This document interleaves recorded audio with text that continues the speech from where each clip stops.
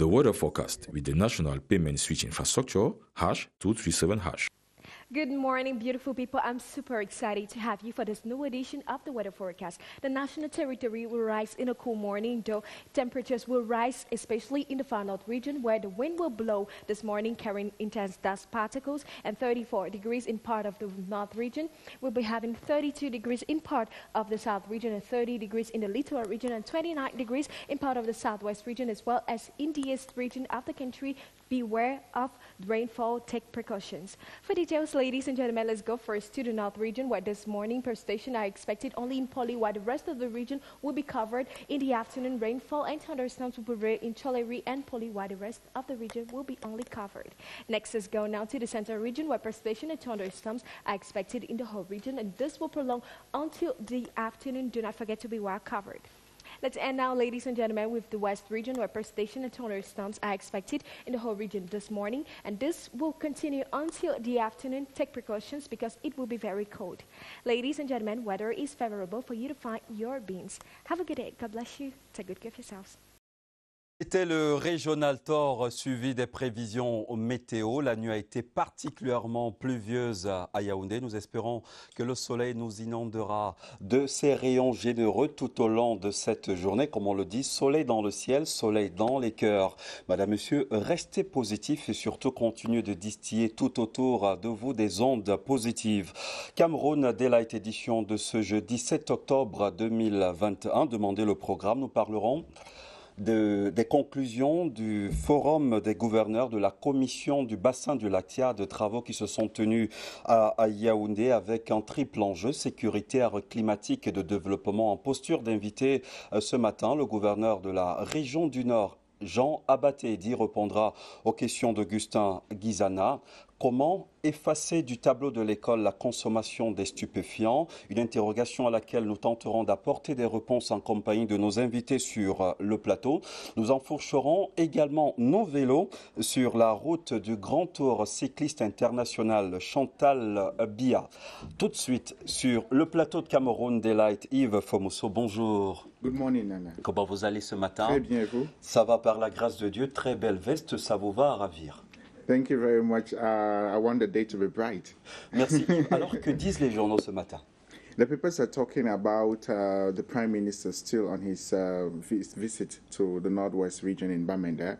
They're talking about him meeting with the people and saying that it's time for the population to get back to their normal activities. It is really time for that. So the Prime Minister was speaking yesterday in Bamenda. We have those stories. We have that in the newspapers. The newspapers too are talking about the Africa Friends Summit that will take place as from tomorrow in Montpellier. The papers say... Un sommet, nouvelle version. Exactly. That more than 500 youths are expected in Montpellier to discuss issues related to development, innovations, and so many others. So we'll find that in the newspapers.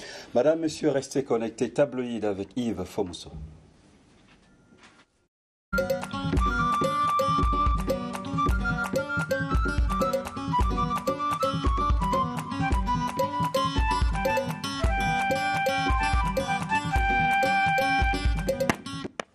Hello, tabloids on CRTV's network service. Thanks for making it a date. Let's take a review of what the papers are saying in Cameroon. The Guardian Post newspaper says some secessionists in the Northwest region have dropped their arms. Dreaded General and 12 others dropped their arms yesterday and want to reconcile. The paper says Amba General and 12 others publicly surrender, hand over weapons. At least 13 young men presenting themselves as former Ambazonia separatist fighters and the Northwest regions were presented before the Prime Minister, head of government, Chief Dr. Joseph Diongute, in Bamenda as the latest batch of repentant fighters. The group led by the self-proclaimed General Scatter surrendered before the Prime Minister at the ceremonial ground at Commercial Avenue in Bamenda. The repentant fighters in their early 20s apologized for picking up weapons against the country and added they are now ready to pledge allegiance to their fatherland, Cameroon.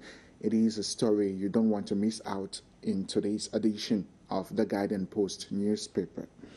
Défi Actuel says the Premier, Dr. Joseph Diangote, has announced the resumption of work on the Bamenda-Babajou Road by the end of October, by the end of this month. You understand that the Prime Minister is there in the follow-up of the Major National Dialogue to see just how far the recommendations, how far they have gone with implementing some of the recommendations of the Major National Dialogue 2 years after the Prime Minister made the announcement as he entered the second day of his trip to Bamenda to present the achievements made so far in terms of the implementations, as I just said, of the recommendations of the Major National Dialogue. And so, addressing the public at the Bamenda ceremonial ground, the Prime Minister said the works will resume by the end of this month, and by the time he visits Bamenda again, the works must have been advanced or completed.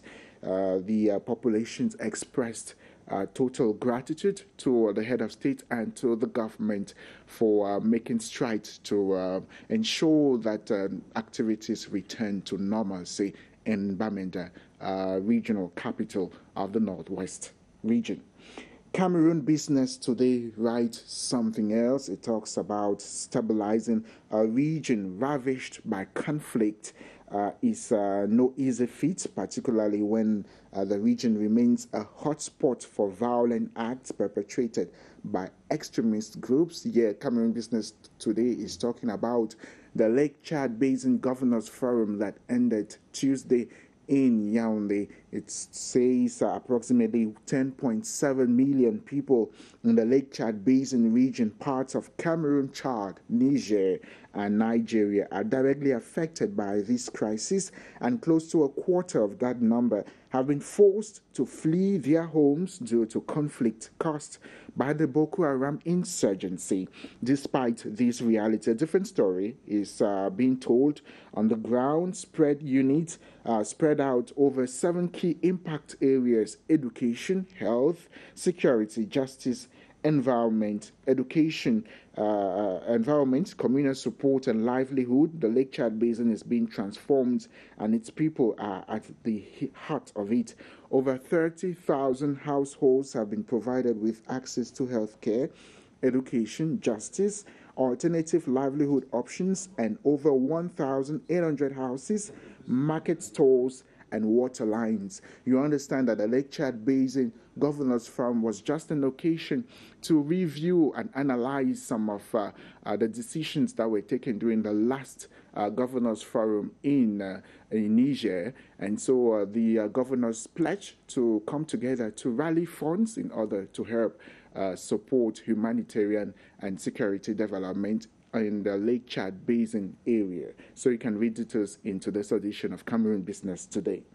What does the future hold for young Africans? L'Economie questions in its cover story for today. Over 500 youths are expected in Montpellier for the Africa-France Summit.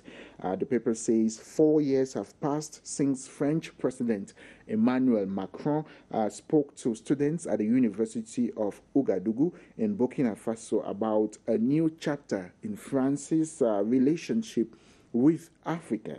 Reinventing this relationship is the motto for this week's summit that will open tomorrow, Friday, in France.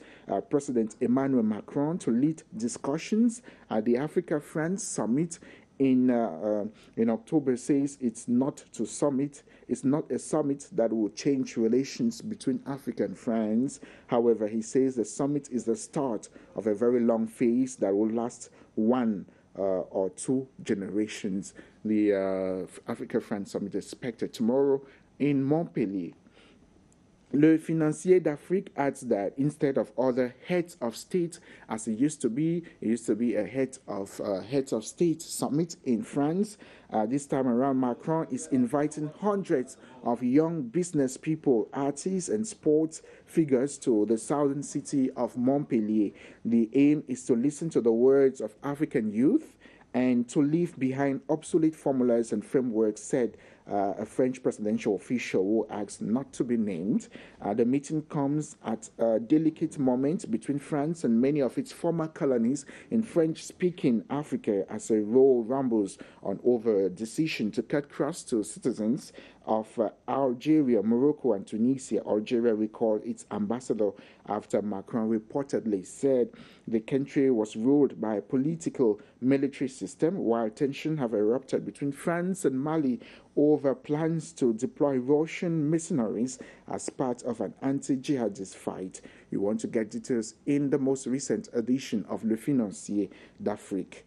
We put an end to tabloids with Emergence newspaper. It says Cameroon is budgeting over 13 billion CFA francs to prepare or to host the Africa Football Cup of Nations. The budget was revealed in a letter dated September 17, 2021, sent by Minister of State Ferdinand Gongo to Prime Minister Joseph Diongute to report the President of the Republic's approval of the set budget.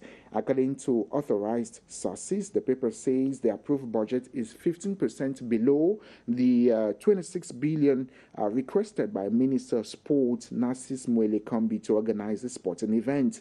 Also, the 13 billion CFA francs will not be managed by the Ministry of Sports alone. Instead, 14 ministries and public institutions like the General Delegation for National Security will take part in the management of that budget, initially planned to be held in Cameroon in 2019.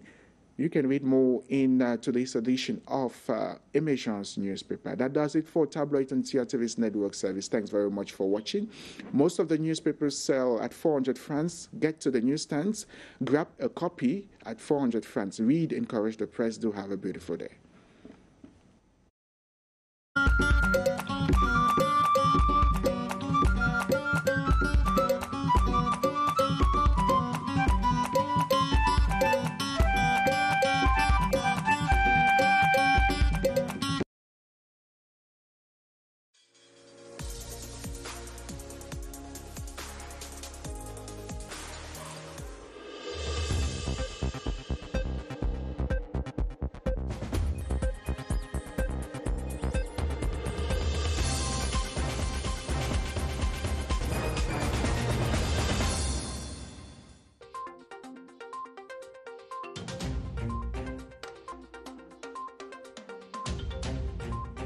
La directrice régionale pour l'Afrique de l'Ouest et du centre de l'UNFPA, Fonds des Nations Unies pour la Population, a été reçue en audience par le ministre de la Jeunesse et de l'Éducation civique. Les échanges entre Muluna Futsu et Argentina Matavel Pichin ont permis de faire le point sur la coopération entre les deux entités, mais également d'explorer les mécanismes à mettre en place pour une meilleure prise en compte des besoins des jeunes.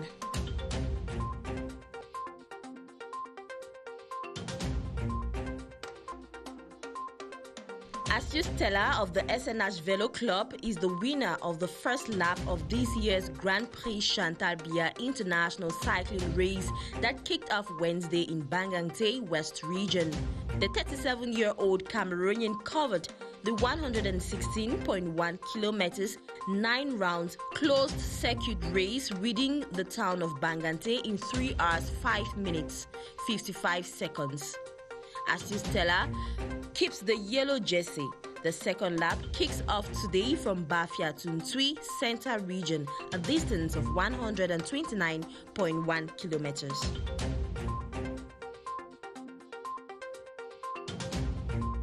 On peut être champion dans n'importe quelle activité.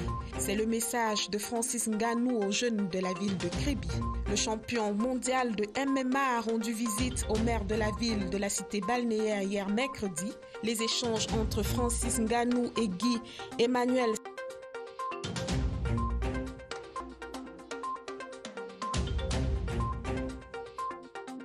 The UN Population Fund Regional Director for Western Central Africa has encouraged young people in Cameroon to be actors of change and seize the opportunities offered them by the government. Argentina Matavel was speaking Wednesday during an audience granted her by the Minister of Youth Affairs and Civic Education, Muluna Futsu. Both personalities also briefed each other on the various youth support programs on aspects like reproductive health of young girls, leadership skills in youth, and the promotion of peace.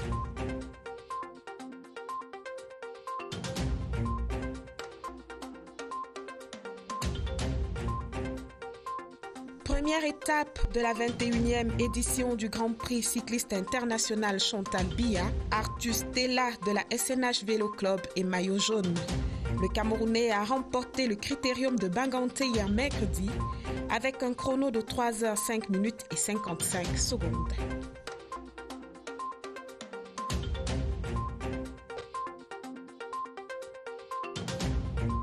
Prime Minister Joseph Diongute has promised the population of the Northwest region that the Babaju-Bamenda Road will soon be constructed. The Prime Minister made the declaration at the Commercial Avenue Ceremonial Ground in Bamenda on day 2 of his visit to the Northwest region, adding that 3 local companies will be awarded the construction project. Wednesday's meeting with the population of Bamenda comes after the head of government invited the people to accept post-dialogue reforms and peace in order to give development a chance in the Northwest region.